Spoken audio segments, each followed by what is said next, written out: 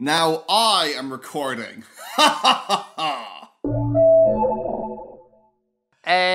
What was I going to do? Oh yeah, there's a thing I'd like to show you before we launch into the show proper. Yeah? If I could find it, where the hell did it go? And we might even include this in the show because I think this is really cool. Sending it to you via Skype. Okie doke. So I was on the Or world Skype building message. subreddit yesterday, and I was perusing around, and I came across this really, really awesome mapping post. Who by a redditor whose name escapes me, but I'll link it in the show notes right now. I'll link it in the show notes. So everyone go check it out. And this person makes like realistic atlas style maps, and they're amazing. So I think people should go check it out. They're so cool. I want to be able to do this, but it seems like the time and effort needed to be able to execute an atlas style map is just insane. But it's super, super interesting. Links in the show notes to all this. This is damn impressive. It is, isn't it? Like, I would love to, at some stage, if I ever do build a fully fleshed out world, to be able to literally create, like, an atlas. Like, the likes of which can be bought in a bookshop. I just think they look so great. Now, I realize they don't look very fantasy-esque. They look very realistic, but, like, I so dig it. I just think it's amazing. And the craftsmanship to pull that off is stunning as well. So I think, yeah, people need to head over to this person's site and give them some love. I think it's class. Yeah, this is damn impressive. Good work, Verupahaya. Is that the name? What's the name on the DeviantArt that you linked me? Yeah, so I'm not sure if they go by the same name on Reddit. But again, I would put all the things in the show notes and people can check it out. But yeah, it's super, super, super cool. I'm really digging the world building subreddit lately. Lots of cool stuff happening on it, which is pretty cool. I haven't actually been on it much. I may check it out again. Oh, do you know what? There was an interesting talk about Black Panther. Oh yeah? About a person was complaining is the wrong word, but critiquing, I suppose, Black Panther. And I thought a really interesting point they brought up was the idea that like there's this futuristic African nation, yet they all dress like, I don't know what the correct word is for this, like old school tribal like. And they kind of In thought historical clothing. Or historical seeming clothing. yeah, exactly, yeah, and they were kind of like this makes no sense. And the comparison they made was imagine we created like a super futuristic European style setting, but everyone was dressed like Vikings. It's kind of like that seems really silly. Like surely their dress sense would evolve, and they made the point that it's kind of like this like oversimplification of African culture and all this sort of jazz, which I thought was a very interesting point, particularly when compared to like doing the same thing with Europeans. Suddenly, when it's placed in your own domain, you're like, oh yeah, that kind of makes no sense. I agree with you on this. Yeah. Well, I think that makes sense in the context of it being, as I said, I saw someone describe it as an American fantasy of Africa. Yeah. That it's a very American image of Africa, and that it's like in the context of Afrofuturism, being about American attempts to reconnect with a heritage that they don't have. So it makes sense from that point of view. But yeah, from a strict world building point of view, I could take their meaning. But I'm going to say I would definitely go to a futuristic Europe where everyone dressed like Vikings. That would be class. And don't tell me that you wouldn't. It will be very, very cool. I'll give you that one.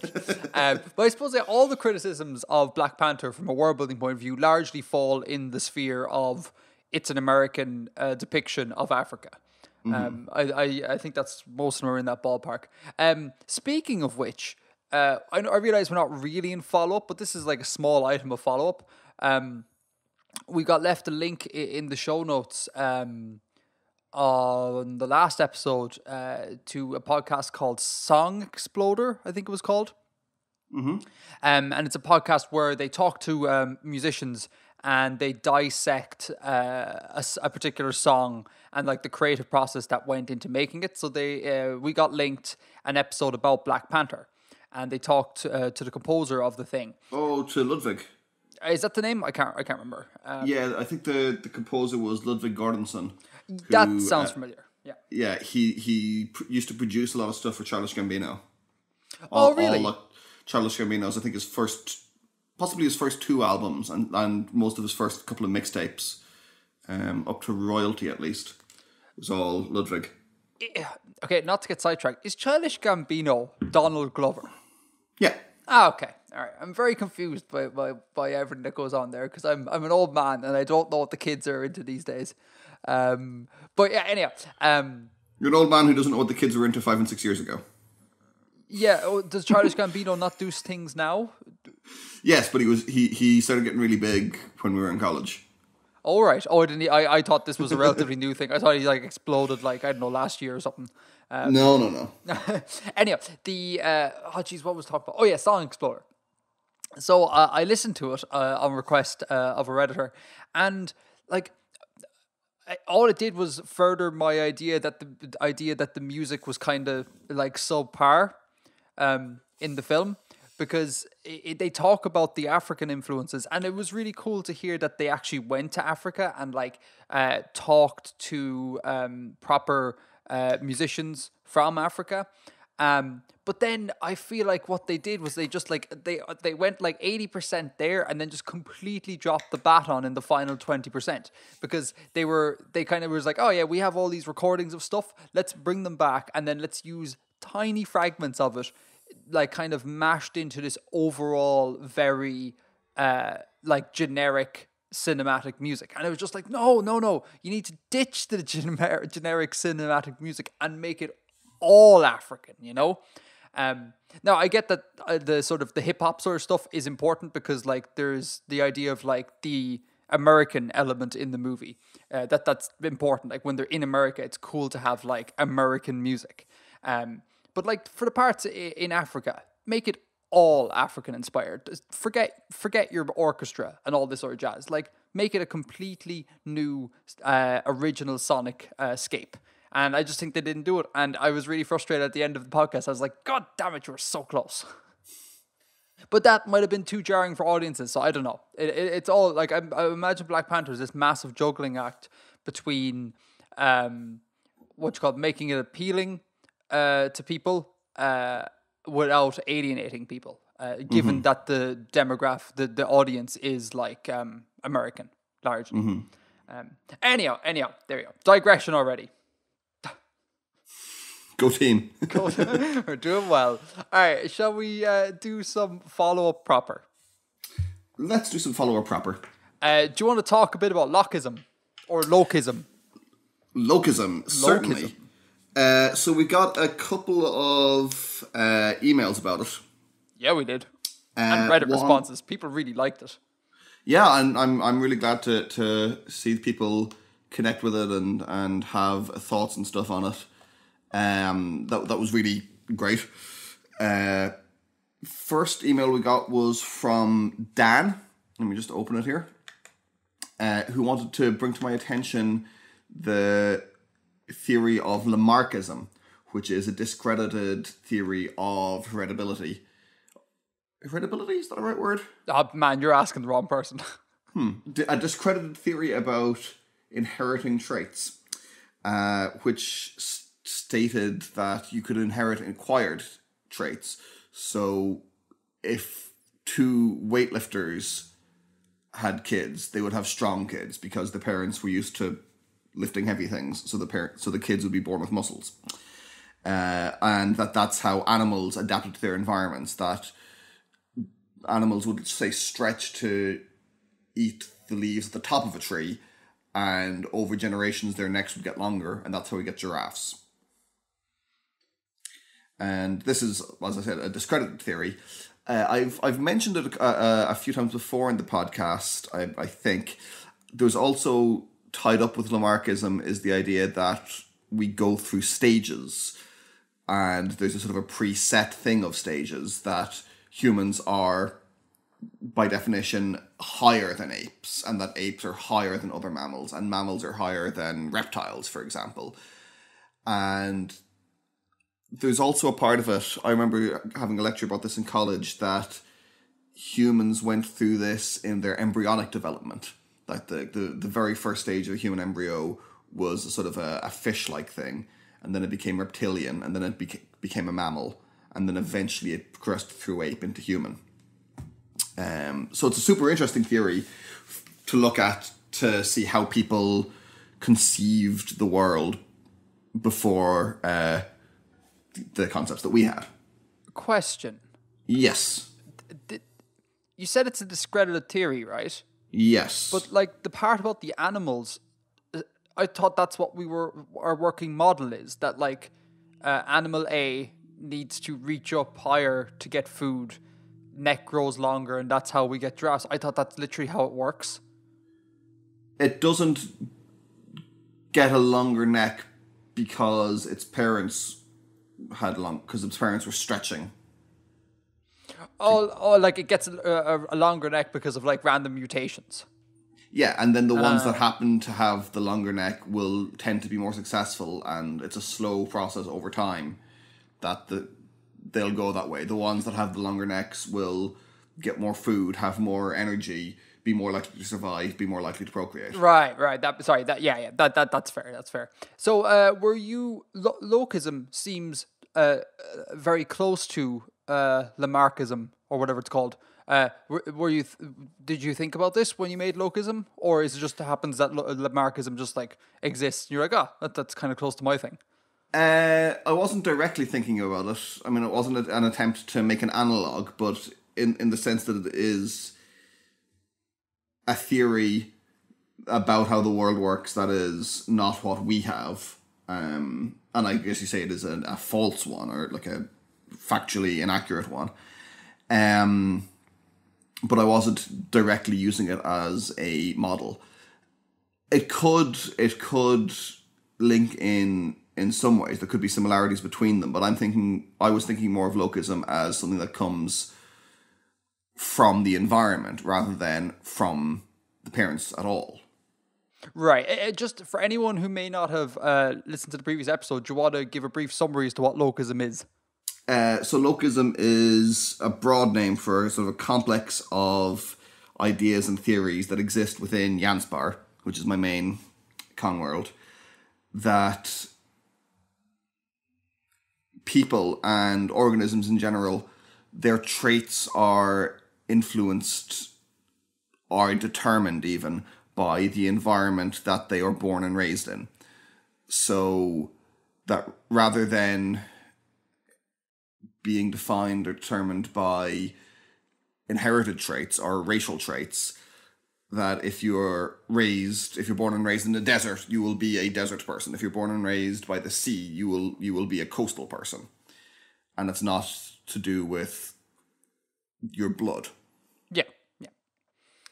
Cool. So that was Lamarckism. That was from Dan M. And we got another email from David, in which he talks a bit about locasm, saying that social stratification and inequality exceed racial boundaries. I guess that's in relation to me saying how the concept of race didn't exist strongly in Janspar. Mm-hmm. However, race is also a social construct, absolutely. There are plenty of other social constructs, and the gist, I guess, is that all of these ideas in a society come from somewhere and they influence other things. They don't exist in a vacuum. And that's very much what I was getting at. That locasm isn't, first of all, it's not a single thing. There isn't only one singular concept of what locasm is. It's a complex of related ideas. The same way that in our world, thinking about inherited traits isn't a single idea. You've got lots of different approaches to it, including modern understanding of it, and it would include Lamarckism as well. And some of those concepts are true, some are untrue, some are harmful, and some are neutral. And locasm would be the same, is that there's a lot of different ways of thinking about it, and it's a category of ideas rather than a single thing. Mm-hmm. And also, it doesn't exist by itself. It's not the only way of thinking about the world or thinking about other people that exists. It exists alongside religion and other kinds of prejudices and other ideas about the world. Yeah, because you wrote about like how the last time how it's critiqued, and your man calls for a rejection of localism. So clearly, there's competing ideas. Yeah, Darian has written a rejection of localism. Yeah. Mm-hmm. So yeah, no, I think David really kind of got what I was getting at here. He's highlighted the same things.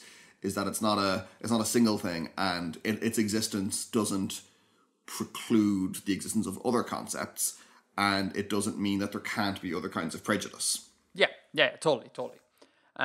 Yeah, cool. So thank you for that. I'm really glad that I've kind of made that my intentions have made sense here. Man, you got to commit it to paper sometime. I'm trying. I know. It'd be class if you did. I really would look forward to it. I think it's a really cool idea. I think it's a very cool idea.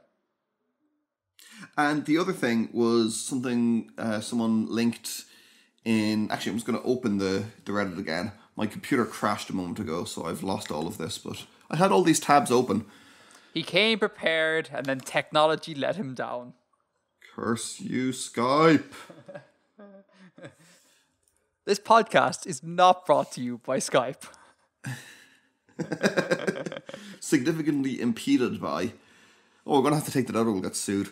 Captain Venoms linked on the Reddit. Captain Venoms. That's awesome. It's the best name. A couple of articles about the belief in Europe in the late 1700s that America was a degenerate continent and wildlife and people there weren't capable of being as strong and as hardy and as healthy as Europeans. That something about the environment of America, including the idea that it had recently raised itself from the seabed, so it was still drying out, and that's why it was so swampy. Which I'm not sure it really is notably swampy, but I mean, anyway. I'm sure there's swampy areas, but like I wouldn't class, like, I don't know, Montana as being swampy. I don't think any white people had even seen Montana at that point, but let's say even New England. I mean, it's forests and things. I wouldn't have thought of it as a large marsh. Yeah, doesn't it not get marshy when you go down south a bit? Like, because I know DC is marshy. Oh, that's true. That's true. But like that's a southern thing. Yeah, Maine. And you've got like Louisiana, which is known for its bayous and things, but and its wetlands. But anyway, there was this idea that because of its environment, the wildlife and also the people of North America couldn't be as strong and as hardy as European or Old World creatures. Something about it's the spirits there in the gases sense, not the ghosts sense. Weakened people, which I guess is pretty close to locasm. And it certainly be one way of implementing a locust mode of belief. But in the cause of rejecting and refuting that concept, Thomas Jefferson ordered an entire moose carcass to be shipped to Paris so he could show it off to Parisian scientists to prove that American creatures weren't inferior. And one of the articles makes a really interesting point. Let me open it here. That it made those early Americans, those early white Americans, have a sort of pride in their wildlife and in their landscape, and sort of idolize outdoorsmanship and hunting and things. And that's what the article says is, this is where the seeds of Kit Carson, Davy Crockett, and Buffalo Bill are first planted. That, you know, the spirit of this man taking on nature comes partially from this refutation of the idea that America was an inferior continent, which I think is really interesting. And that ties in to a degree with what David was saying, that these things don't exist in a vacuum, and they come from somewhere, but more relevantly here, they lead somewhere else. Yeah, definitely. And it's very definitely a thread or a trend in American writing, this idea of taking on nature. If you read I think it's James Fenimore Cooper who wrote Last of the Mohicans and stuff, there's this sort of spirit of the frontiers and taking on the forests, and then it goes up even to like Jack London and things like that. Yeah, definitely. The Jefferson thing is nuts. Like, it's hilarious, isn't it? Like I had no idea about that until we got linked, and I basically read it in real time to the captain because I couldn't believe what I was reading, and like hilarity ensued. Just like the idea that like notable diplomat Thomas Jefferson is all like, "What do you mean our fauna is lesser than this? Someone bring me a moose. Bring me." I am gonna show you. I am gonna show you Comte de Le Buffon. And like, given like the hurdles of like transport back in the day, like the idea of bringing a moose, like just find me a moose and stick it on a ship and send it across the Atlantic is like that is no joke. Like that is a big undertaking to do, which I think is hilarious. And one of the articles, if I remember correctly, it talked about how he was very particular about like what moose. Like he was like, no, you must send the biggest, best moose. I just think it's great. I'm sorry. I should try and have like a big intellectual debate about this sort of thing here, but like I'm not even going to try. The moose thing is hilarious. No, it is. There is no denying that. Yeah, man, just really quickly, like not related, like, or not really essential at all, is I cannot think of Jefferson now, right, as a white dude. Like, Jefferson looks like the guy who played him in Hamilton for me. Like, Jefferson is a person of color with a massive fro. And, like, and it's really strange. Like, David Diggs. Yes, yeah, that's his name. Yeah. He looks like David Diggs. And yeah, I can't picture him. And when I go to his like Wikipedia and I'm like, oh, that's not Jefferson. Like this white dude. I'm like, no, that's not Jefferson at all. What are you talking about? And like same thing with George Washington. George Washington is like a very stocky, or not stocky, kind of like a bulky, very tall, bald black man. And it's just a really strange thing that's happened to my idea about America. Hamilton ruins everything. Hamilton makes everything better, sir. But I'm very glad to see that people like got into the mix with talking about localism. I think it's class. And like I said, if you ever get a chance to commit it to paper, like please send it to me. Like I want to read this. Oh, absolutely. And we should discuss it on the podcast. Anything else on localism? I think that's it. Just thank you to everyone who expressed an interest in it and seemed to enjoy it, and I'm glad that it interested people and that my intentions were clear, because they seem to be. So, yep, thank you. It's cool. It's really good. A bit of follow up on my end. I want to also say thanks to Greater Artifexian for like one of the only healthy tech talks I have had on the internet in a long time. It was great. We talked about computers. It was awesome. I realized this is ostensibly a world building podcast, and the Reddit comments should be just about world building, but it was really great just to talk computers. And as a result of this, I have decided, should finances improve to the point where I have like a good bit of disposable income, I'm going to try and build a PC.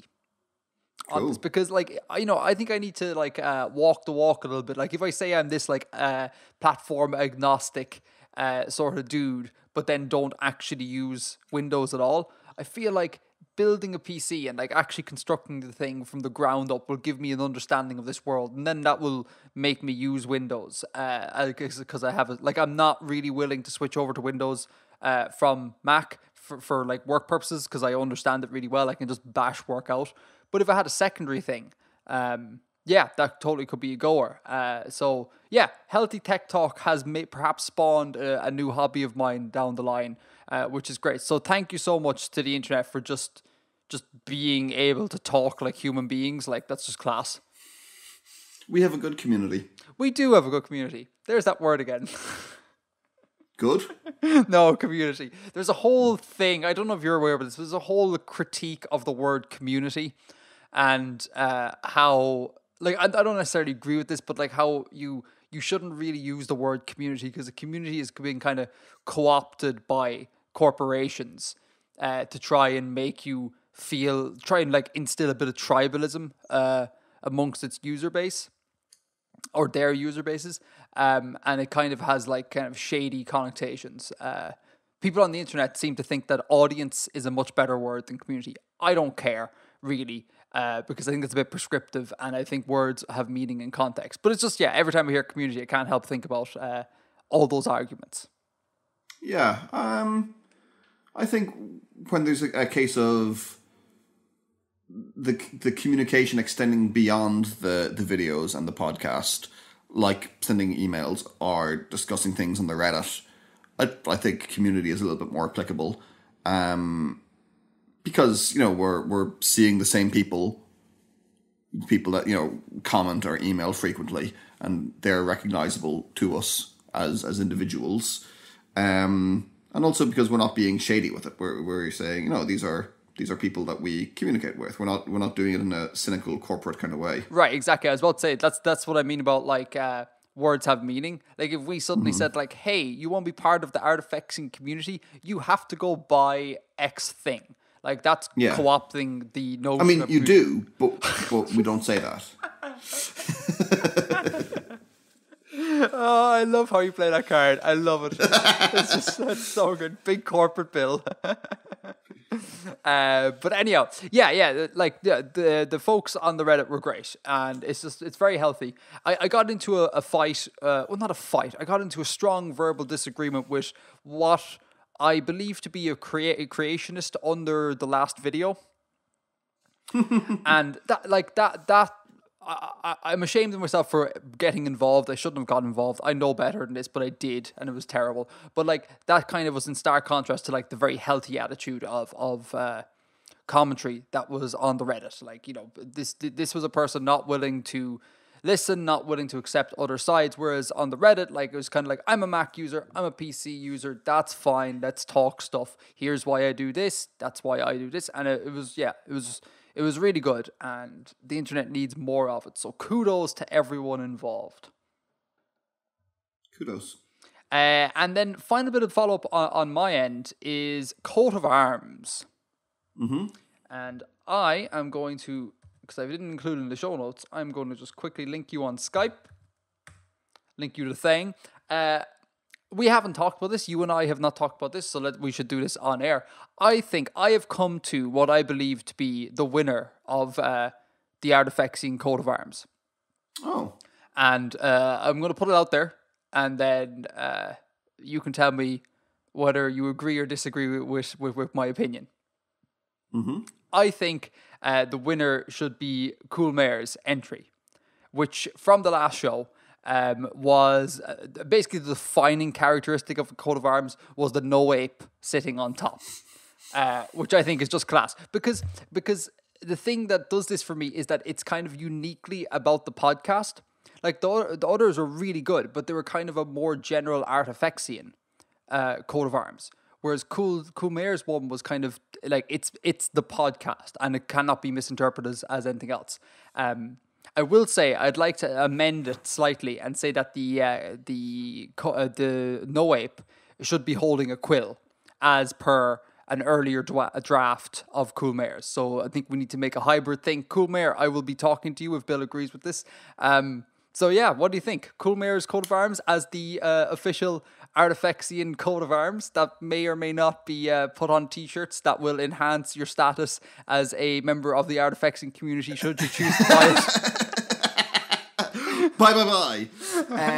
Yeah, I really enjoyed Cool Mayor's. I think it was probably my favourite out of the ones we looked at. Cool. The last week. The three of them were really good, but the touch of the no ape really kind of knocked it over the top for me. Yeah, definitely. Yeah, cool. So you happy with we'll say Cool Mayor wins, yeah? I think so. Hey, congratulations, Cool Mayor. I'll be in touch in the Reddit or something. We'll talk and sort out details. But like, yeah. I have a question about your suggested thing about changing the astrolabe to a quill. No, Bill. Both the quill and the astrolabe. Oh. More is more, Bill. Always. More is more. That is literally true. Yeah, exactly. I don't know if this is a level of specificity too great for a blazon, but could the star be 12 pointed? Or have 12 rays coming from it? Oh. How would you feel about that? Oh, Bill, you're dead right. It needs to have 12 rays. Yes. Okay, cool, Mare. We need 6 of the pointy rays and another 6 of the wavy rays on the star in the middle. Yes. Cool. Make sense? Cool. Yeah, I think that's cool because that'll be a further bit of kind of Artifexian Easter egg in there. Are you the pointy rays or are you the straight rays? Oh, sorry, the wavy rays. Well, now, this depends largely on what aspects of our personality you think about. Like, in one way, I could be the straight ray in that I'm very kind of like, my views are very kind of like one-dimensional, like just straight to this thing, there's no nuance, that sort of thing, whereas you're kind of more broad and expansive and more like intricate, and that's kind of more wavy to me. But also, like, I indulge in an awful lot of verbal diarrhea, which is a kind of very, very wavy way of thinking as, whereas you're more succinct, so you could be the straight one there. Also, the straight rays are kind of like, if we think of the spear as a symbol of violence, like I am very quick to anger. Are you? Yeah, like if something annoys me, like a terrible flag, I'll get like viscerally angry at the thing. Okay. And you're much more chill, so you're kind of like motion to the ocean. The sea refuses no river, sort of wavy sort of thing. So I don't know. Yeah, it depends. Depends on what aspect of our personality you're looking at. What do you think? You make very strong points there, and I can't settle on a single one. We'll open it up to the audience or the community.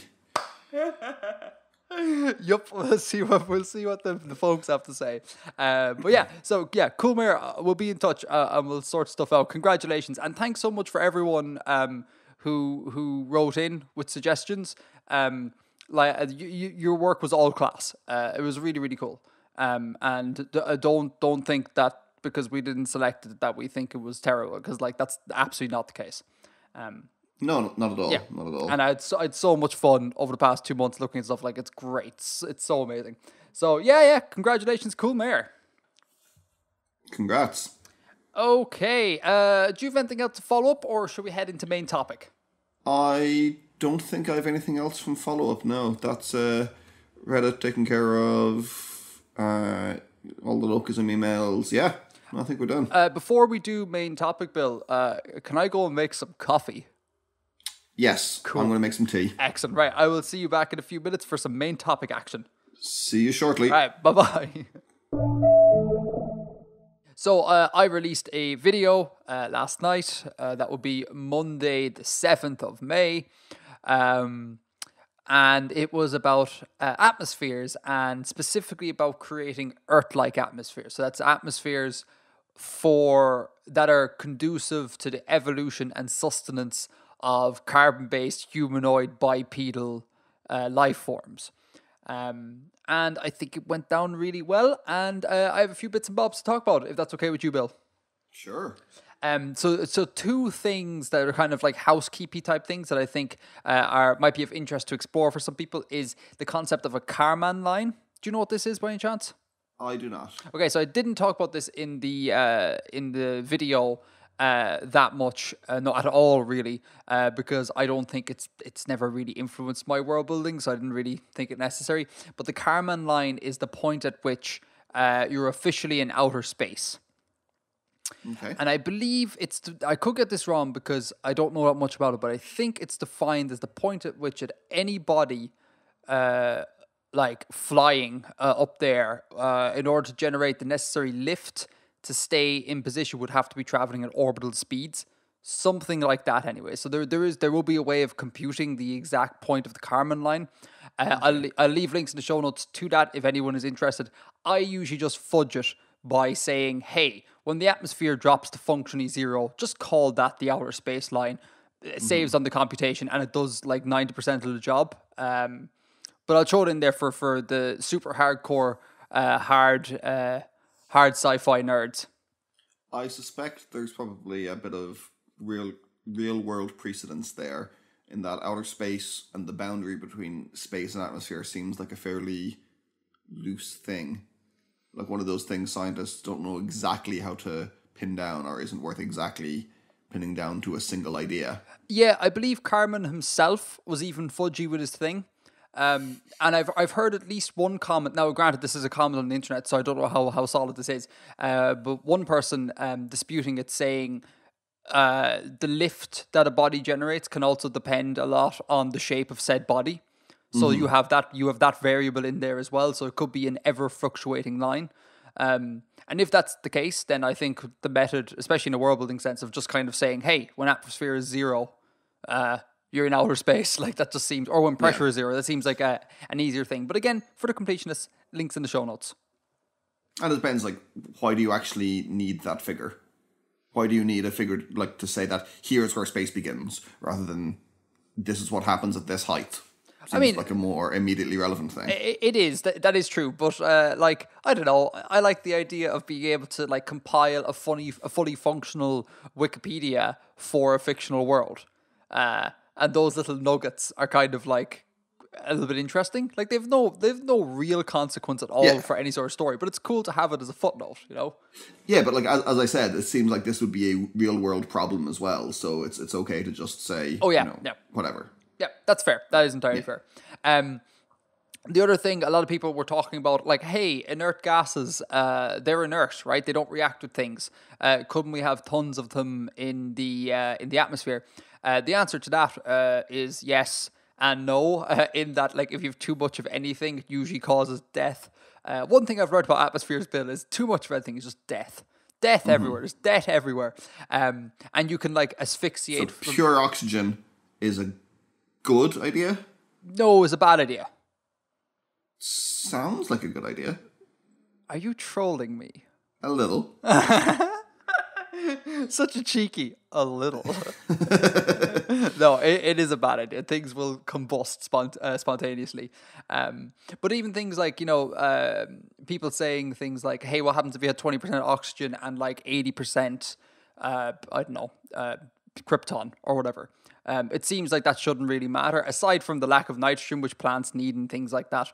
But like you can still asphyxiate from inert gases and things like that, and you can still get narcosis and all this. So I'm going to leave a link to a really cool world building thread. I think it's a world building Stack Exchange thread, where a commenter goes through various amounts of inert gases and tells you all the terrible effects that they would have on you at various percentages. So I think it's really cool. It's very, very interesting, because there is a temptation to kind of go like 50% argon, and you're kind of like, no, not going to work.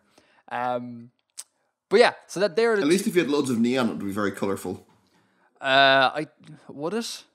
Would it necessarily? I don't know. Do you not need to excite it with some sort of electricity in order to make it colourful? Yes. Yes. Okay, there you go. Oh, I was being facetious. Cool fact, right? And this kind of bleeds into another point I want to make, is that if you found a way of putting an awful lot of helium into an atmosphere and keeping it there, or as opposed to keeping it there, kind of producing so much that even as it like goes off, there's always a substantial amount of it. You replenish the helium supplies. Like, people would talk with squeaky voices. Isn't that really cool? I think that's really interesting. And then on the flip side, I'm going to get it wrong, but I think it's xenon. Is it xenon or is it krypton? One of them does the opposite and makes you talk with a really low voice. Or sodium hexafluoride. Does sodium hexafluoride do that? I don't think you're going to have a significant amount of sodium hexafluoride in the atmosphere, man. That sounds like a really bad idea. No, but sulfur hexafluoride.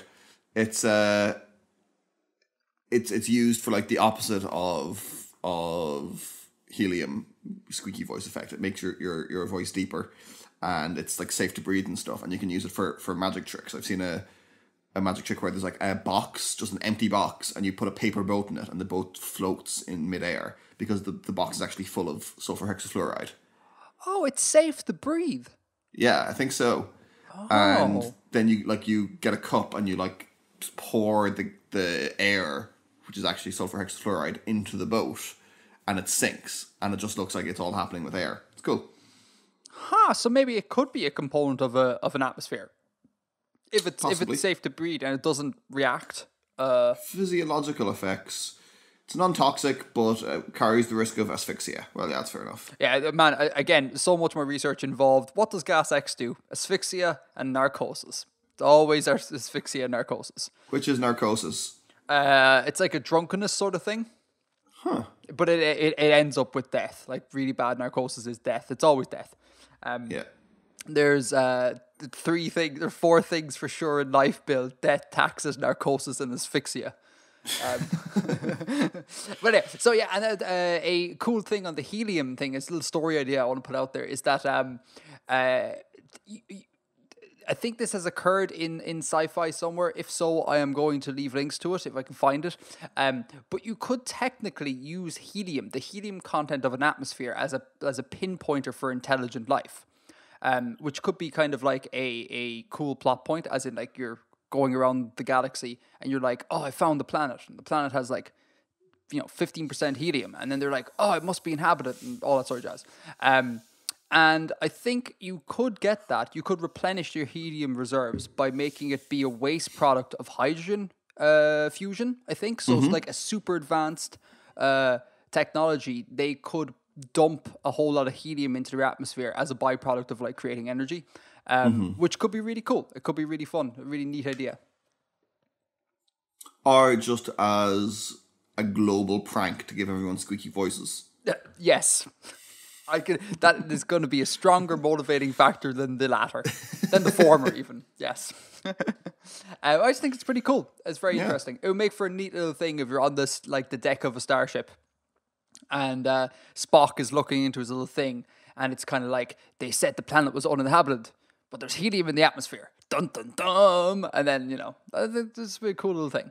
And then the final little interesting sort of story idea that I got from comments below the video is the idea of, we talk about like low pressure in the video, where if the pressure is like at sea level is already low, and the further you go up it will decrease.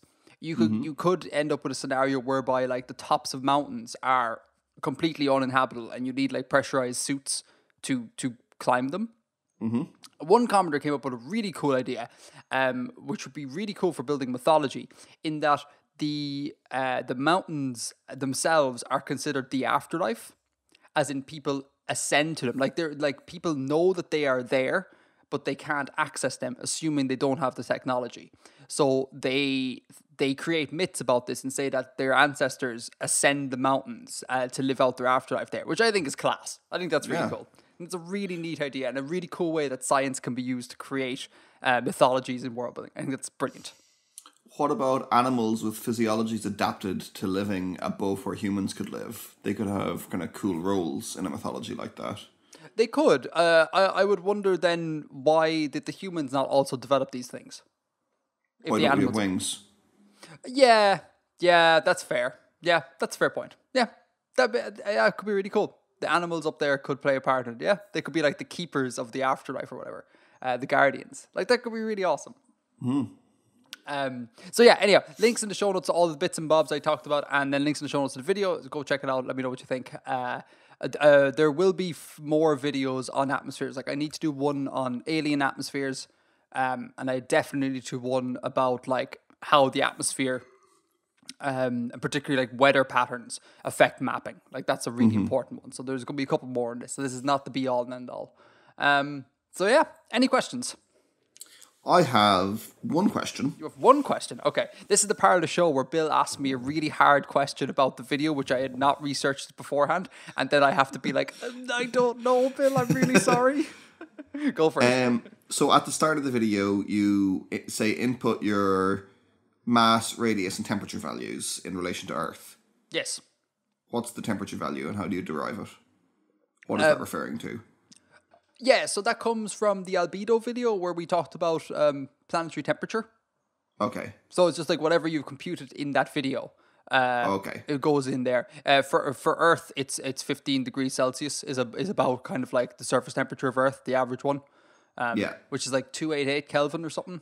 And that's based purely on albedo and doesn't take into account the atmosphere.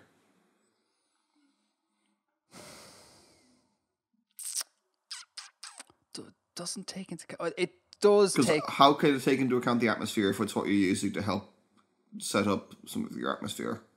There's a bit of circularity going on there, but like this isn't science. This is world building.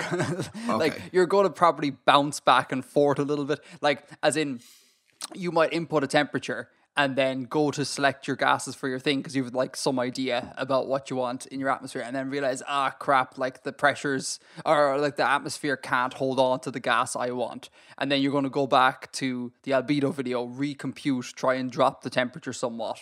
And then there'll be a bit of back and forth going on. Okay.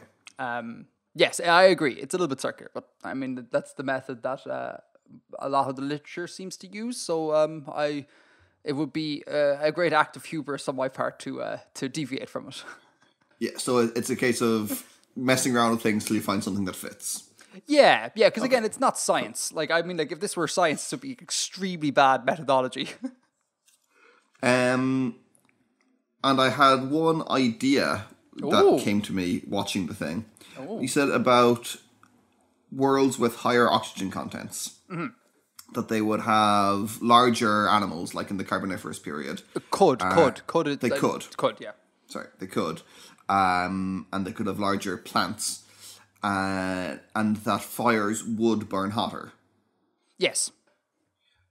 That could have interesting implications for the material culture. Because it would be much easier to develop metallurgy. Yes. Agreed. Totally agreed, yeah.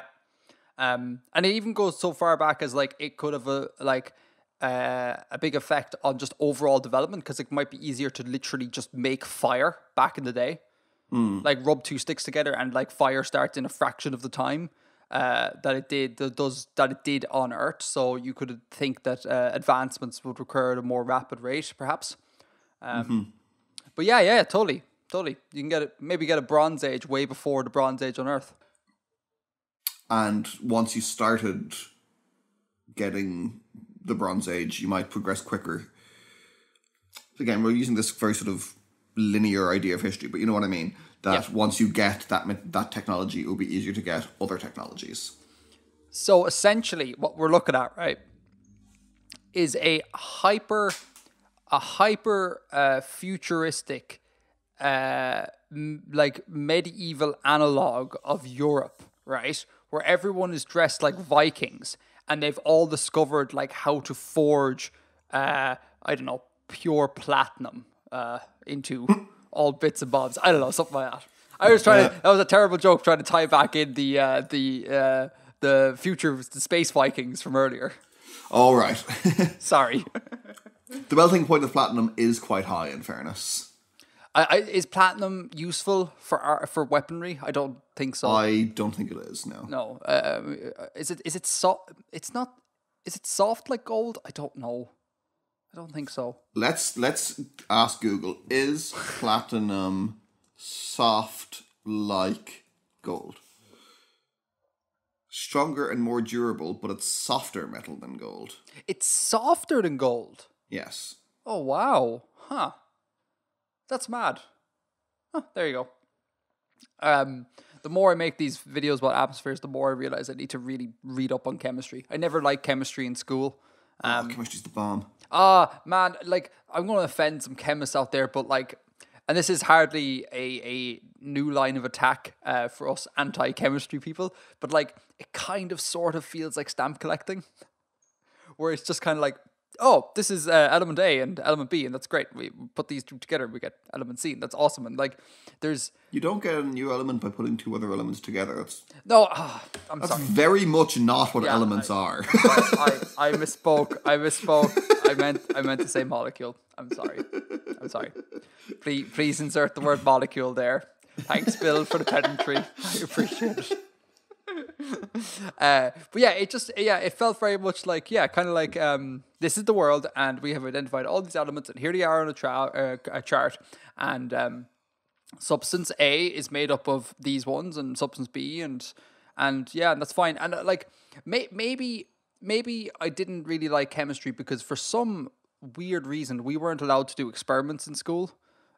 We never did a single experiment, and maybe young Edgar might have really enjoyed chemistry had I got the chance to like blow up a few things, and like see some badass reactions, and like like when you put potassium into water or something and it like bounces and sparks and stuff, like that would be really cool to see. But that just didn't happen. So ergo, I didn't develop a love of chemistry. We made soap. You made soap. Yeah, in chemistry for the Leaving Cert. All right. How did that go?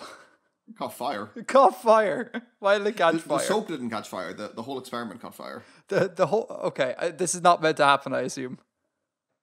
I don't think it was meant to happen, no, but it was quite entertaining. Is soap flammable? Like, if I tried to burn soap, would it burn? Well, I don't know. I'm going to say no. And also, I usually keep it in the bathroom, like on the sink, so it's in a damp environment, so it probably wouldn't be flammable because it's so wet. Which isn't really a scientific or chemistry-based answer, but it's a practical one. It is a practical one. That is true. Part of me really wants to see. I don't actually own soap, so I can't test this. Yeah, we've noticed. God damn. For the record, just to clear my good name here, I don't own bar soap. I have cleaning products. But yeah, anyhow, if there was experiments, I might be more okay with chemistry. But it really was chemistry in school was just so dull, and it's just kind of like just listing elements and balancing equations without any kind of like practical thing, and that didn't help at all. Which is weird because things like physics, like I was never huge into science anyways at school, but things like physics seemed kind of different to me because it felt like, oh, we're in the realms of abstract math here, like as in we can't fly an airplane to demonstrate this thing we're talking about. We have to just use maps. Whereas with chemistry, it's kind of like, yeah, well, why don't you just get out some carbon and some whatever, I don't know, whatever thing that will react with some oxygen. Get out some carbon, some oxygen to show me. But like, it's just there's a blanket ban on experiments, which is terrible. It's not good. I wonder why that was. But maybe someone tried to create soap one time and blew up the whole school. Bill ruined it for everyone. He did. Anyhow, yeah, anything else to add, or should we crack into some Bill building? Bill builds. Building with Bill. Worldbilling. World title for the show. No.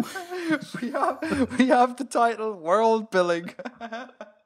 Why do you always take the silly things that I say and make them the titles? Because you're funny. I'm not. Oh, God. Okay, Worldbilling. Episode 32? 32? 32. 32. Oh, sorry, 302. Let's be correct about this. Yes. World... Our 38th episode. I love our number system. It's all over the shop. Anyway, okay, let's do some world building. Okay. This week, this month, this episode, I wrote another extract from Darian's History of Janspar. Why is this program open? I don't need this program. Go away. Shall I read it out for you? Yes, please. Okay. Give me a moment to clear my throat and drink some tea. To get into character. You have to don an English accent to make it more kind of like weighty. Because all fantasy is in English accents. Like, come on. There's no other accent permitted. In the past, everyone's English. In the future, everyone's American.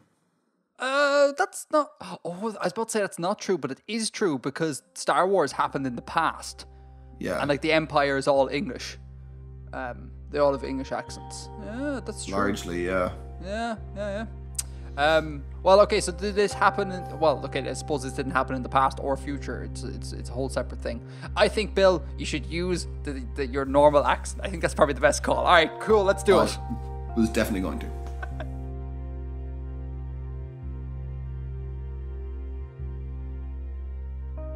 The common tongue of the Ishkone is not, as many mistakenly assume, the native speech of their home continent. Rather, as communication between peoples was held as a divine aim in their great work, they created a language, both to unify their own diverse Tutve and to allow all mortality to speak freely. This tongue, crafted for clarity and ease of learning, was the first gift the Ishkone brought to mortality in the era of contact. Among all scholars, the arrival of common speech is regarded as the event that elevates a land from ante-thermal times to the Enlightened Ages. As to the question of the languages of the Ishkone themselves, not only do they not natively speak the language that bears their name, but in fact at least two entire families of distinct Old Ishkone tongues exist on their home continent. Though crafted as a pure tongue, common to all mortality and native to none, Ishkonen is rarely pure in practice. It is all Janspar's tongue for commerce, diplomacy and scholarship, but most will speak it adulterated by the languages of their own native lands. In the Age of Withdrawal, then more lately and most grievously after the sin of Amulan, Ishkonen dialects around Janspar became more diverse and isolated, and some became mutually incomprehensible. An extract from Darian's incomplete A History of Janspar, Volume the First.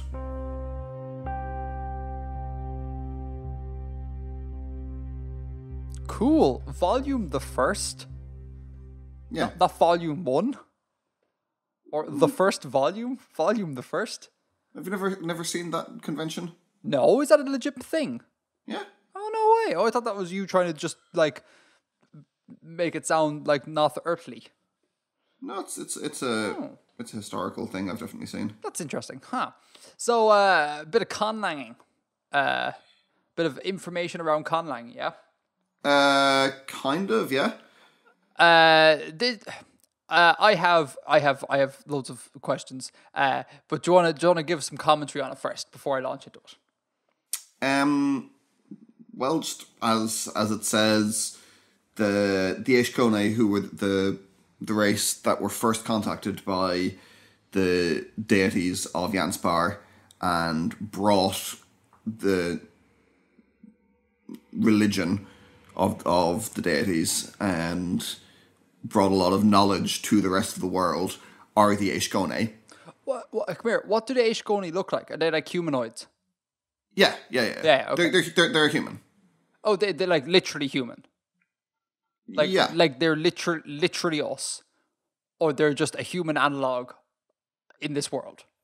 No, they're humans. They're the first humans that were contacted by the peak, by the gods. Okay. And they created said language as an interlingua. As an international auxiliary language, yeah. You know what I really like, man? What? I really like the fact that it was, like, as so many interlinguas auxiliary languages go, it's not perfect. And there's, like, splits. And, like, some people are kind of like, oh, we speak one version of, like, Esperanto. And this other crowd speak another version of Esperanto. You're kind of like, it sort of defeats the purpose of Esperanto. And I love that that's included here. I think that's really cool. Yeah, I mean, it just seemed like the logical thing that would happen. Yeah, exactly. Because the age of contact lasted for 300 years or whatever, and that was about 1,000 to 1,300 years before this was written. I can't remember the exact figure. So in that time, it's going to have changed, and there's going to be lots of differences over it. And I mean, it happened historically in the way that Latin was the language of scholarship in Europe until, I don't know, maybe the 1800s. But people would speak Latin influenced by their own languages and other languages that they knew. Do we still get taught Latin in school? Can you take Latin in secondary school here? In some schools, yeah. Oh, interesting. Okay, cool. Huh. Yeah, there is historic precedent for this, and it just seems really like, yeah, it feels real. More real than saying they invented this language and it is this perfect constructed thing, that it doesn't undergo any of the messiness that happened in the real world. So I think it's really cool. Come here, what's a tooth fay? So they're the organizations formed by the Aishkone. It's a shortened form of Tutlas Venkaranve, which translates from Ishkonan as Mutual Bond Organization for the Fulfillment of Great Ideals. Man, that name sounds like it belongs on a Facal Portus-like flag. That's... Yeah, and that's why they say Tutve instead. that is... Yeah, so they're the organizations of the majority of Ishkone. What do you mean organizations? I don't understand that. As in, like, countries, as in groups of people? Like, are you thinking of governments as being organizations? Are these corporations? Are these like just loose groupings of people? I don't understand. Sort of yes to all of the above. I forgot we're in Janspar. Here we go. This is how the Ishkone organize themselves when dealing with others. And the Tutve are the organizations by which they undertook their great work and by which they trade. So you deal with, rather than like a corporation or a bank or a nation, the Tutve is the kind of social unit. Right, but that is similar but not equivalent to corporation, banks, or countries. Yeah. Man, do you know what you need to do? What? You need to write a piece on toothface. I know. Like that's another really cool idea. Like, how do they set up their constructs? Like, I wouldn't even have thought of that. Like, I would just be like, yeah, fine. They're all like, these Aishkonans here. These are the Western Aishkonans, and they live in this country. And these are the Eastern Aishkonans. They live in this country. And that's it. But it seems that you have this like really cool sort of other system that goes above and beyond that, which I think would be really fun to read about. Thank you. I'm sorry, I realize I keep giving you homework here, but like it's the only way I get to understand this because you can't talk about it. It's very welcome. Cool. That's really cool. That's really cool. And I've mentioned the Ishkonan tongue before in the stuff I've written. Remember when I wrote the manual on the language of Shibani? Yes. Yes. So actually, I'm going to open that up here and give you the relevant quote,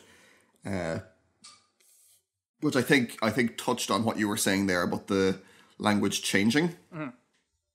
So, yeah, what I wrote in that post was, further, it is noted that Shibani languages have had a significant grammatical and lexical influence on the dialects of Ishkonan spoken in the Tyler Sea and all along the coast of both continents.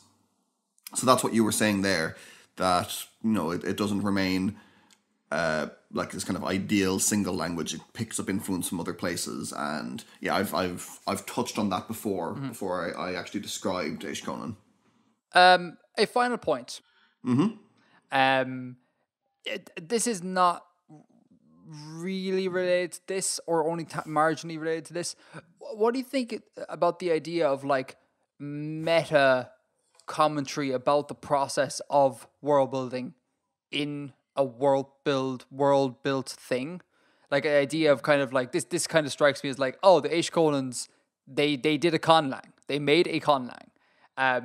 What do you think about that? Like, because I know Sanderson has done it. The captain has sent me quotes from some of the books that I haven't read, where he will literally reference world building in his books.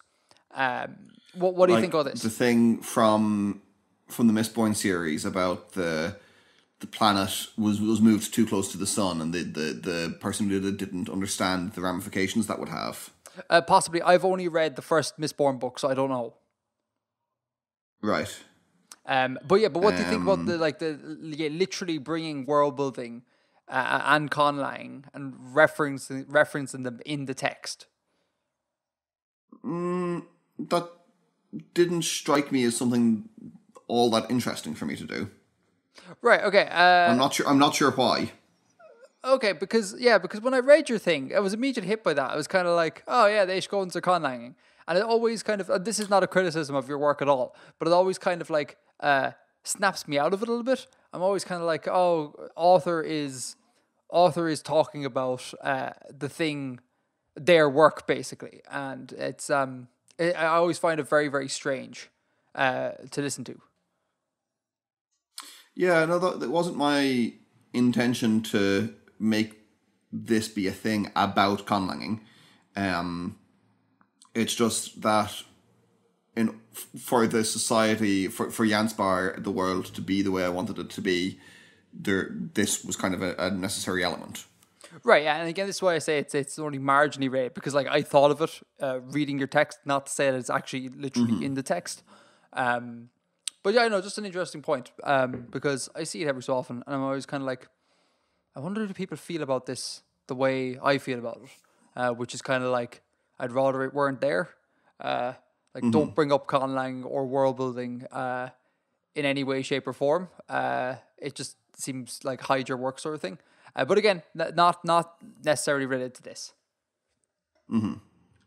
And anything else you want to add? Anything in there I haven't covered? Those are my things. I have Tutfe, meta commentary on the process of conlang world building, the folly of interlinguas and how they rarely ever stay pure, and Oxlangs. Oxlangs, yeah. So Interlingua is an actual language. Oh, sorry, yeah. The folly of Oxlangs and how they rarely ever stay pure. And so have you got anything else that you that I've missed that you want to add?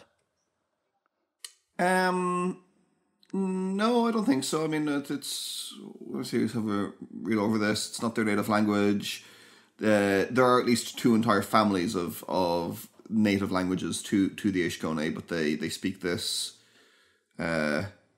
with outsiders and within their Tutve. No, I think that's pretty much it. Cool. All right, we'll put it out there to the world. We'll see what the subreddit says.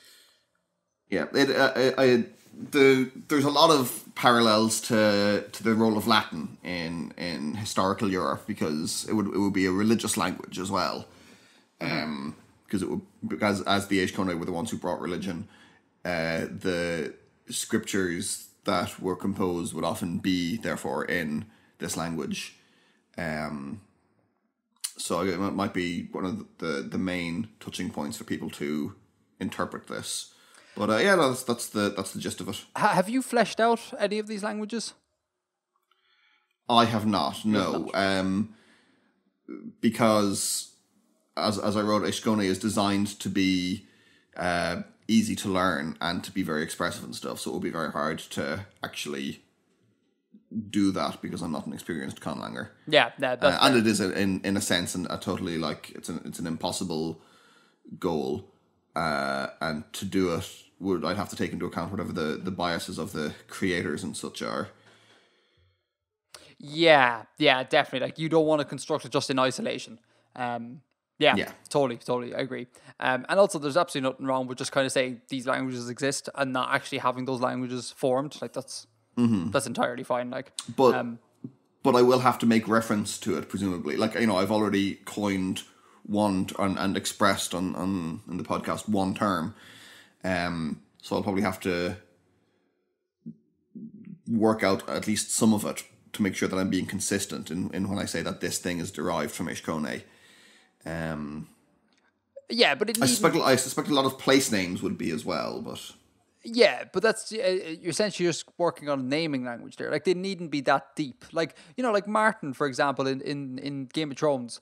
Like, prior to it becoming the TV series, I believe that he didn't really do any conlang. He just came up with a few words that sounded like they kind of sort of belong to the same sort of language. And then it was given to Peterson, and Peterson just like ran with it.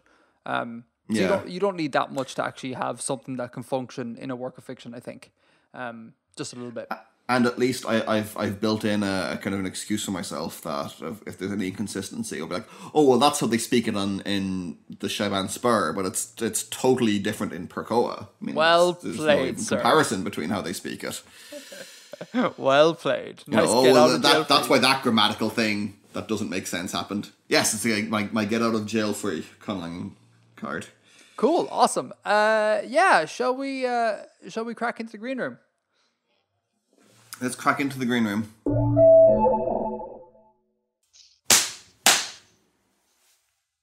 That's some intense claps going on there. I did it differently. Oh, did you? How did you clap differently this time? Usually I would lean forward and I would clap my hands near the microphone, but here I sort of leaned back and I clapped both hands off my lap. Wow. That's dedication to diversity within clapping. It's all in the technique. It's all in the technique. I just looked at the time and like we're an hour and a half into recording. With significant pauses for computer crashes. So this could be a very short episode. So just want to bring it up for the folks in Artifexia. Now that we're kind of trying to make a podcast after each video, this means that the podcast will be somewhat more frequent, which also means that they might be a little bit shorter. Because for example, Bill mightn't have the time to go do a big elaborate bit of worldbuilding. It might be a shorter piece of prose and things like that. And also there may not have been as much time for like feedback to accumulate. So that section is also a bit shorter. So just a heads up, and let us know if you're not cool with that. I don't think there's anything wrong with having a slightly shorter show every so often. But we'll see. Well, let us know. Sure. So green room, how you been, man? What's going on? Any crack? Have you been to any museums lately? Any crack? Not a lot, no. Let me think. I've been teaching and I've been working. I've read a reasonable amount recently. Anything of note that sticks out? Any good books to recommend? I've been rereading some of the culture books by Ian M. Banks. There was a few that I hadn't read before. No, there was one that I hadn't read yet, so I read that recently. I reread Use of Weapons, and I'm currently rereading Player of Games. Cool. Links in the show notes, people. Yeah, very, very good series. For anyone who's not familiar with it, the world building is very much focused on the civilization that he portrays, the culture, which is the name of the culture. Yeah. So you can imagine I'm saying it either with a capital or a lowercase c. The culture is really, really interesting. A lot of the series is... So the culture is this sort of idealized utopia, like far future technology, post-scarcity, hyper-liberal, huge emphasis on personal freedoms. Sort of, kind of like post-scarcity anarchism. And it's this amazing utopia that he's constructed. And a lot of the series, even though it's reflecting his personal politics and what he sees as an ideal world, a lot of the series is about deconstructing it and finding characters that don't fit in, or characters that expose the flaws in it, which is really interesting to read. Yeah, totally. I mean, that's a big criticism about Star Trek I have, in that they do present this utopian society, post-scarcity society, and it's not heavily probed at all. It's kind of like, oh, this is it, and it's great, and everything's better because Roddenberry was like, that's my vision. And sometimes I felt really need to probe it. Now, someone is going to write in and say, yeah, but they display other races, another species, and that's used as a counterpoint. Yeah, fine. I suppose a bit of internal probing would have been better. And I may be misremembering because it's been ages since I watched all of Star Trek, but that was the sort of feeling, the overall feeling I had about Trek. And it looks like DS9 do that a little bit. Yeah, a little bit. No, this is based on hazy memories of DS9. 'Cause it's been a long time since I've watched it. I really want to watch DS9 again. I'm trying to convince the captain to watch DS9. I think if we can make it through Discovery, she might be willing to watch DS9 with me.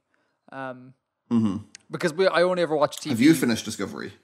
Have I? Well, as much has been released. Okay. Has more come out? Has more come out?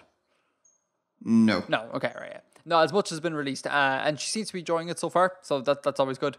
But anyway, yeah, that's top of Star Trek culture, and anything to add on culture, or the culture. Sorry, should I say? No, just good books.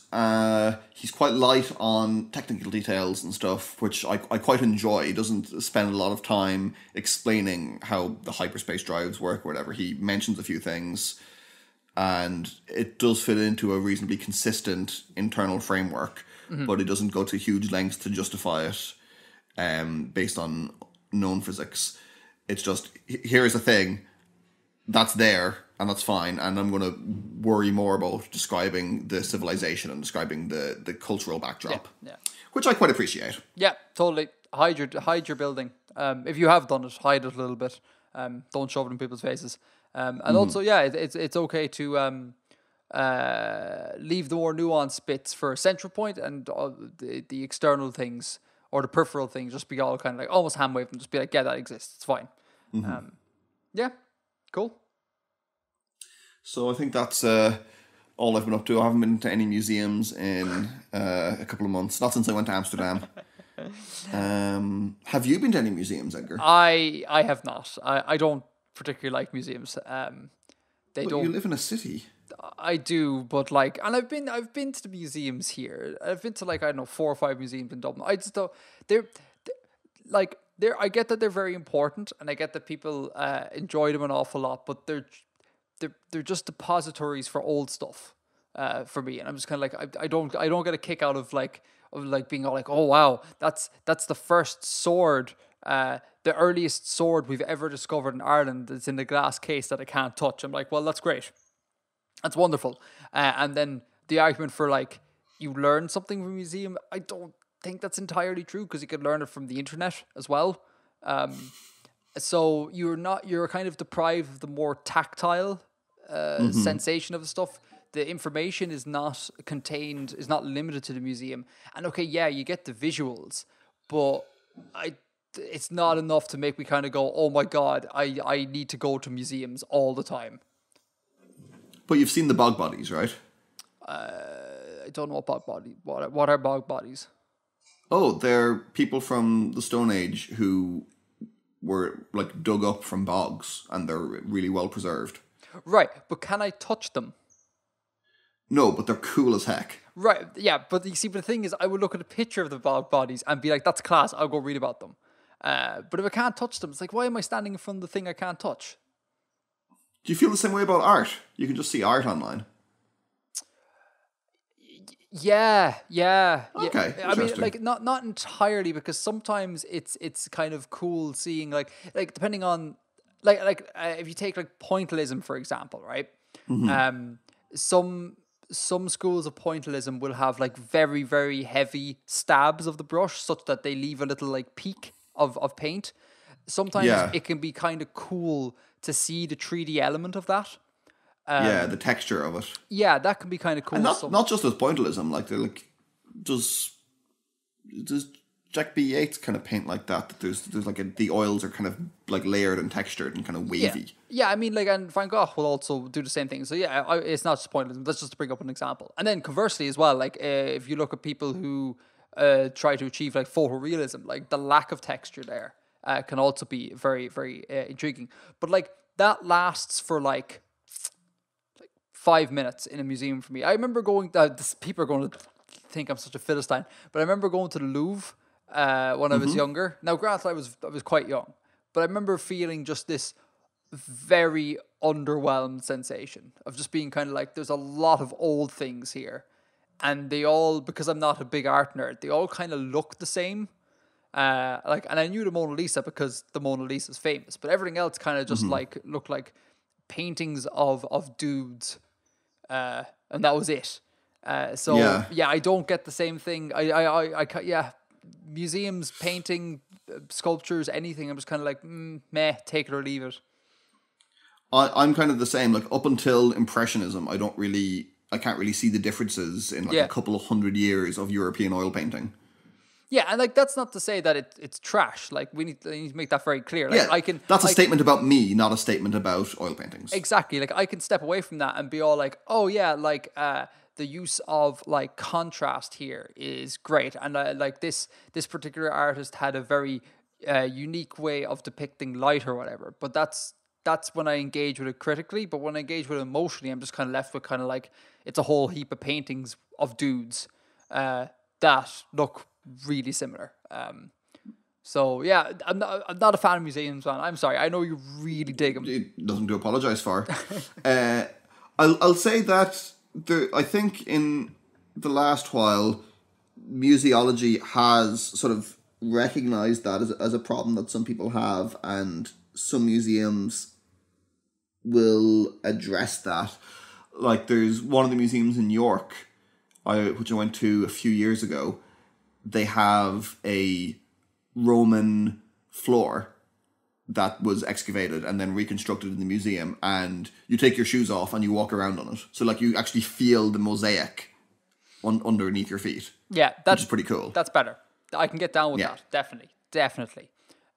Like if they, maybe I'm just a bit childish, but like if they had dinosaur exhibits and they had decked out the place so it looks like we're in a natural environment, like with all proper grasses and things, like it's not a wooden floor and things like that. If it feels, I suppose it's one thing. It just doesn't feel immersive. It looks like a library of objects to me, and that doesn't fill me with any great joy.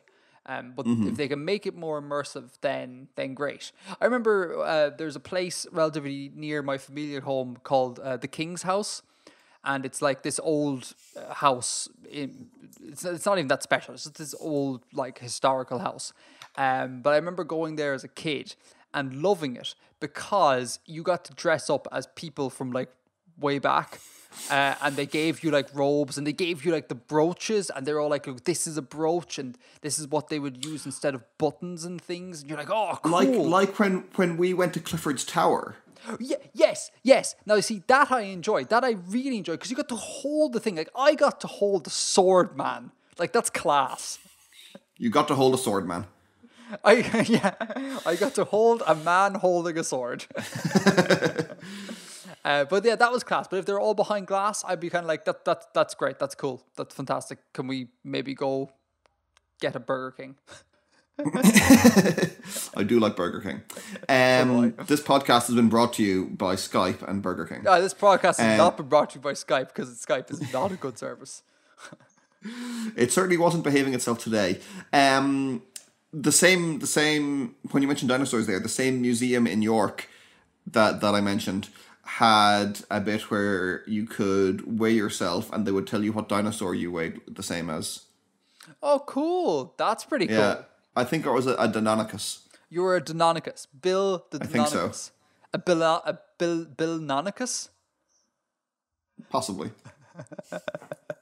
That seems great, and like equal parts great and horrifying, because like having to take your weight in public is a bit, There was do you know Ryanair? Of course you do. For those, the low fares airline. The low fares airline. This podcast has been brought to you by Ryanair. No, oh man, after what I'm going to say, it absolutely hasn't. Ryanair, for those who don't know, it's a low-cost airline. It's infamous for like really nickel and diming people, like really like squeezing you. And there was they keep coming up with these ideas and schemes to like get more money out of you.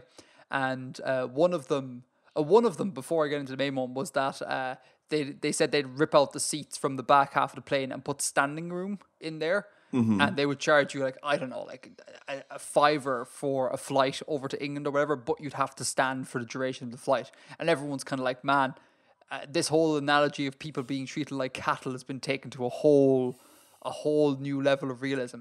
But yeah, the thing that this reminds me of is that they had a thing where they were like, we are going to weigh the people, right?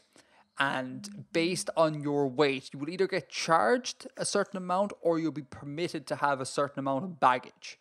And it's like, man, that is so insulting. I cannot believe this is even a thing that's been spoken about. Like, it's awful. And actually, while we're on this, I'm going to complain and level a criticism at Ryanair here. And feel free to cut out this section and tweet it at Michael O'Leary. Michael O'Leary is the director or the CEO or whatever. I'm given the internet permission to do this. We booked flights to Morocco. Remember last week I spoke about we're going to Morocco? Oh, yeah. Yeah. So, right, the flights, we went to Skyscanner, right? And we looked up the flights, and Ryanair happened to be the cheapest flight. So we're like, fine, we need to keep costs down. So we went and did that. And then it was like, the captain was doing the flights. And then she was like, oh yeah, we have to pay to put a bag in the hold. And it's like, okay, fine. How much are we paying? Oh, that'll be an additional €75 on. I know, right? On a combined, like, no, there's a couple of flights in there, so that's why it's 25 per bag per flight. Okay. And we have a couple of flights, but like the whole thing comes to about 140, and then you add on the 75 for the bags, and you're like, lads. And then I want to bring my camera bag with me, right? Which is like my lenses, the camera, tripods, that sort of thing. And I want to not put it in the hold. And then the captain goes, oh, yeah, we might have to book priority boarding for that. I'm like, what? And she's like, yeah, policy change. If you want to bring cabin luggage on, you have to book priority boarding, which means more money to ensure that you can have your cabin baggage. And I was like, man, this is ridiculous. And the worst thing about this is that we were like, this is bull. We're going to look at a different carrier. And there were other carriers who were coming in like cheaper than the combined cost of the thing, but they were just landing at like bad hours for us, like too late for us to check into hotels and things like that. And it was like, we've no option. We have to go with like Ryanair, which is the scourge of all existence. And it's just like, it's so like, it's just crap. Like, you advertise flights for X amount, and then when you actually check out, it's like, might be double. It's like, God, Yeah. You Ryanair. I hate them. They're awful. And you can bet that like we're not going to get fed on the plane. No food. You want food, spend a whole ton of money. You want water, spend money on the water. You know, like just I hate them so much. Anyhow, sorry, rant over. How to world build budget airlines. Yeah, right. And I think I've become really spoiled. Like, now, this is real privilege here, so I appreciate this. But I think I've become quite spoiled visiting the captain in South Korea, where you're forced to like not fly with budget airlines.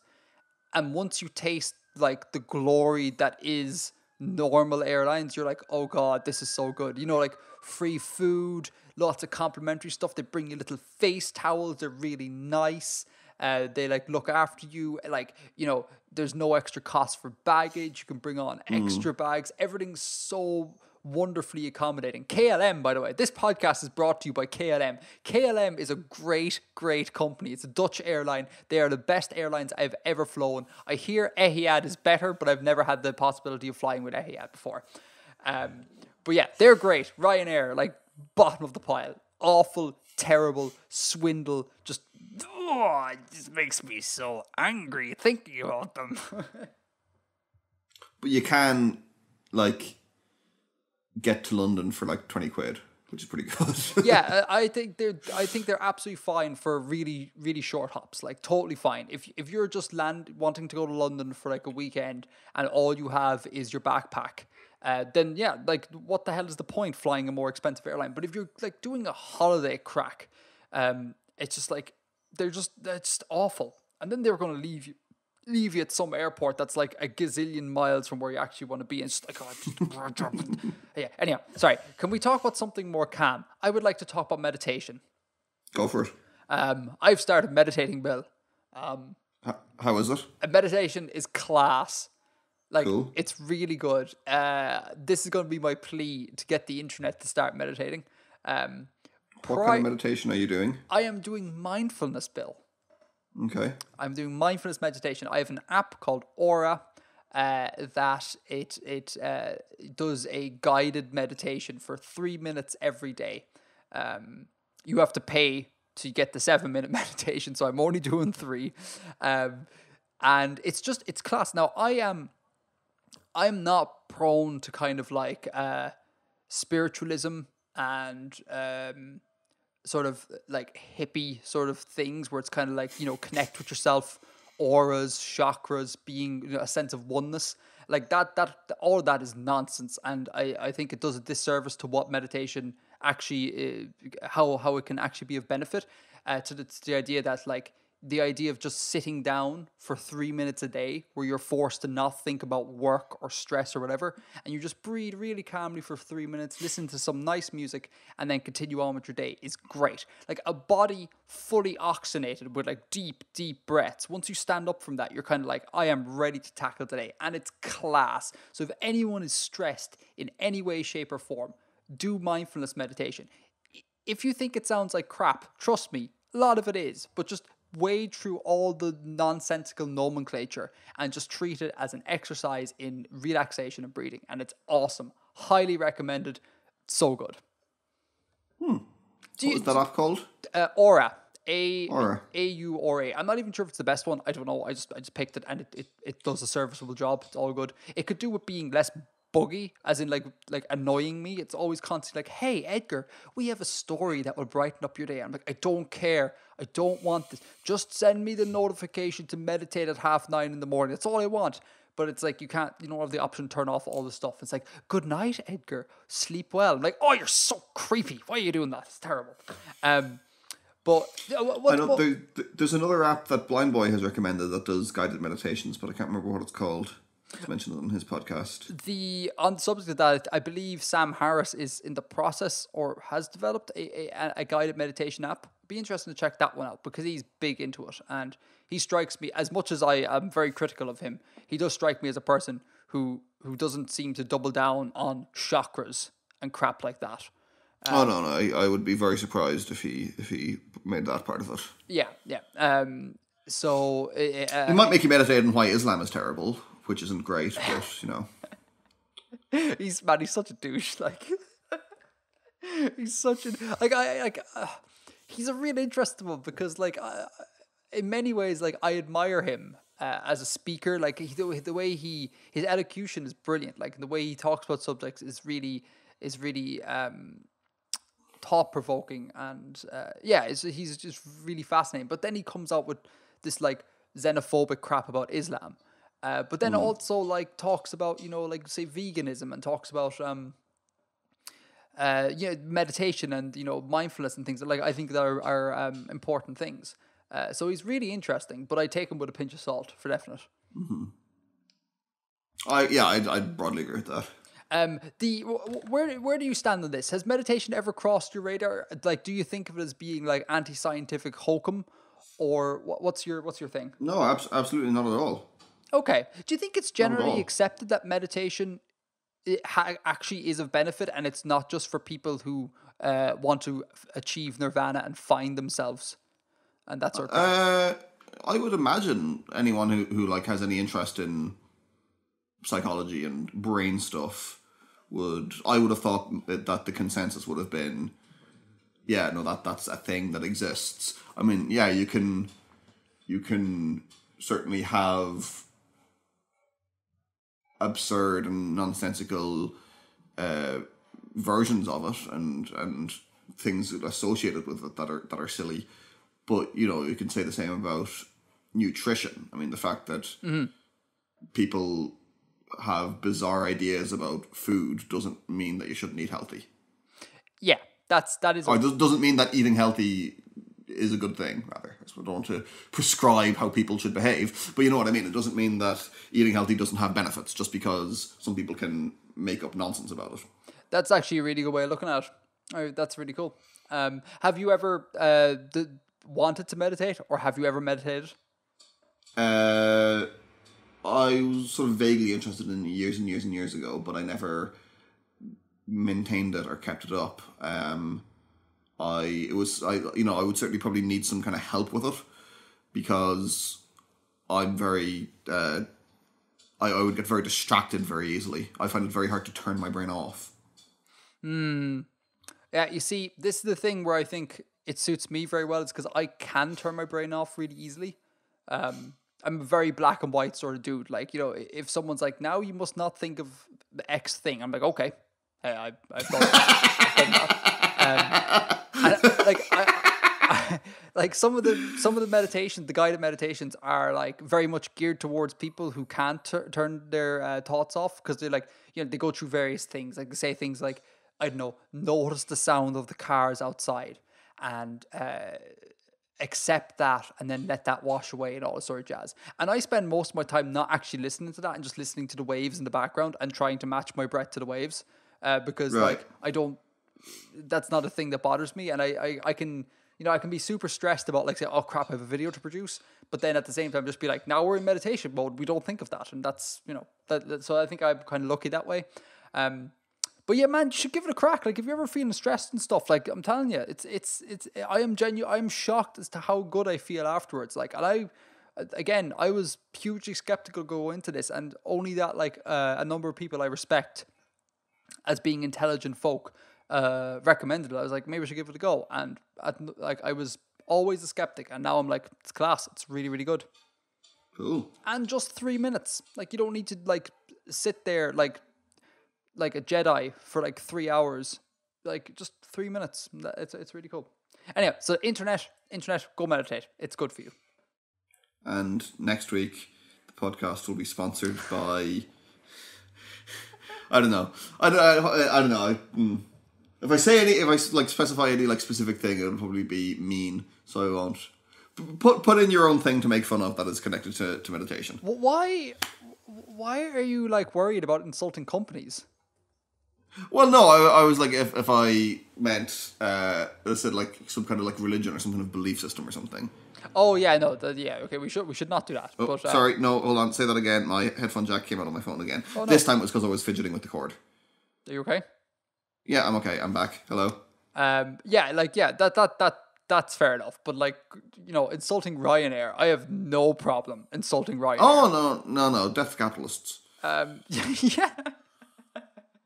And should we end it on that note? I'm sure that's going to be an entirely non-controversial note to say death to capitalism. Yeah, no, we're definitely not going to get any angry comments about that. No angry comments at all. All right, Bill, thanks as always for talking to me. Thank you as always. And thanks for everyone for listening. We will see you next time. Post next video, whenever that may be. Until next time, Edgar out.